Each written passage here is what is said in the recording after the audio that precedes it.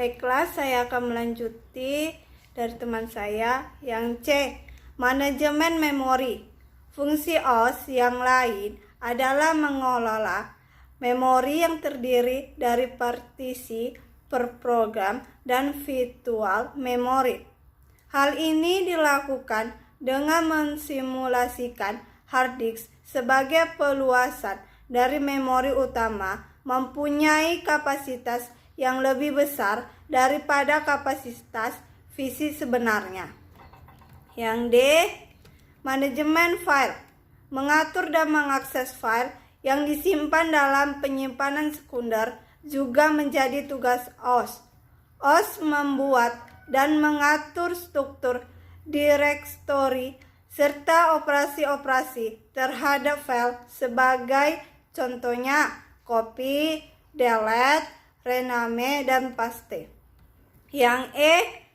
Text management. Pekerjaan atau teks yang dilakukan oleh OS dapat diatur dengan pengaturan. Yang F. Formatting. OS digunakan untuk memformat disket yang belum siap dipakai sehingga siap untuk dipakai oleh user. Yang G. Keamanan data. OS pengelolaan akses kontrol terhadap file seperti dalam penggunaan password. Yang H. User interface. OS menyediakan interface atau disebut dengan antarmuka yang berbasis grafik dan atau GUI atau disebut dengan Graphics User Interface agar user dapat bekerja dengan perangkat lunak lainnya. Yang I. Toleransi kesalahan. OS akan mengenai kesalahan yang ada hingga komputer tetap akan berjalan. Ketika terjadi kesalahan, misalnya kesalahan memori, komponen komputer yang berulang-ulang, dan kesalahan user. Yang ketiga, jenis-jenis operasi. Di zaman era globalisasi sekarang ini terdapat banyak sistem operasi diantaranya. 1. Windows atau Microsoft Windows. Microsoft Windows adalah sistem operasi yang dikembangkan oleh Microsoft Corporation yang menggunakan antarmuka dengan berbasis GUI atau disebut dengan Graphical User Interface atau tampilan antarmuka bergrafis. Kedua, Unix. Unix sendiri ditulis dalam bahasa C, sehingga Unix pun mirip dengan DOS, yaitu like atau text command basis. Selain itu, Unix pun merupakan sistem operasi yang sekuler dibanding dengan sistem operasi lain karena setiap file, direktori, user, dan grup memiliki set izin terdiri untuk diakses.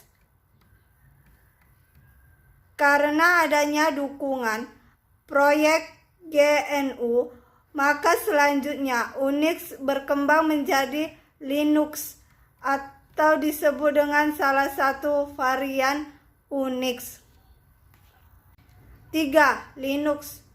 Awalnya dikembangkan oleh Linus Torvalds yang pada mulanya sekedar emulasi terminal yang dibutuhkan untuk mengakses server Unix di universitasnya. Linux merupakan klonikan dari Minix atau disebut dengan salah satu varian Unix.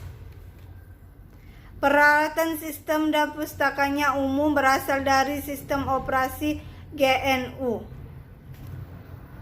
Yang 4, IBM OS 2. Sistem operasi IBM OS 2 ini dibuat secara bersama-sama oleh International Buses Maxis Corporation dan Microsoft Corporation untuk digunakan pada komputer IBM sebagai pengganti sistem operasi DOS.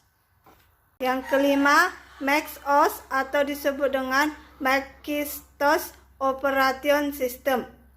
Mac OS atau Macintosh Operation System adalah sistem operasi yang dibuat oleh Apple Computer khusus untuk komputer Macintosh dan tidak kompatibel dengan komputer berbasis IMB. 6. FreeBSD.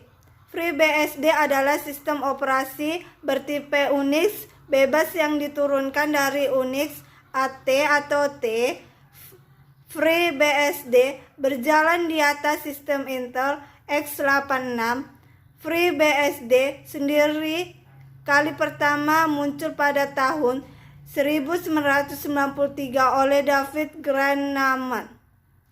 Tujuan dari FreeBSD adalah menyediakan software yang dapat digunakan untuk berbagai kepentingan. FreeBSD dikembangkan dari 386 BSD di sebuah proyek pengembangan BSD OS yang berjalan di atas CAPS Intel. 7. Solaris. Sistem operasi Solaris adalah sebuah sistem operasi yang berdasarkan Unix sistem yang diperkenalkan oleh Sun Microsystems pada tahun 1992 sebagai pendukung Sun OS.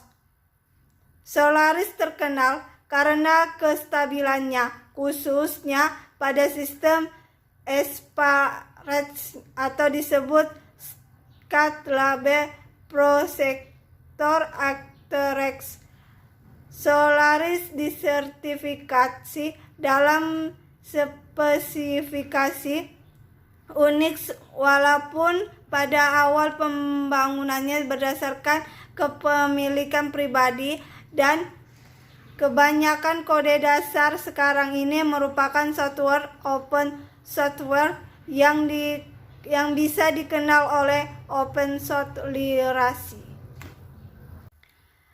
Peranan sistem operasi di era sekarang ini sering berjalan zaman dengan perkembangan sistem operasi di era sekarang ini. Semakin banyak lagi layanan yang disediakan. Seperti sekarang ini, sistem operasi banyak menyediakan layanan jaringan dan koneksi internet demi kemudahan pencarian suatu bahan pekerjaan ataupun menambahkan wawasan dengan ilmu pengetahuan manusia.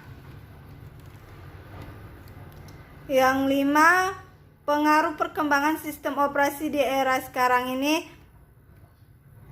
Pada era sekarang ini, semua orang sangat menghargai waktu dan kecepatan secara keakuratan dalam mengerjakan tugas.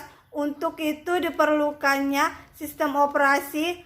Pengaruh perkembangan sistem operasi ini adalah diharuskannya semua orang untuk bisa menjalankan sistem operasi apapun, baik dalam hal mengerjakan suatu proyek atau pekerjaan ataupun dalam hal pencarian ilmu pengetahuan.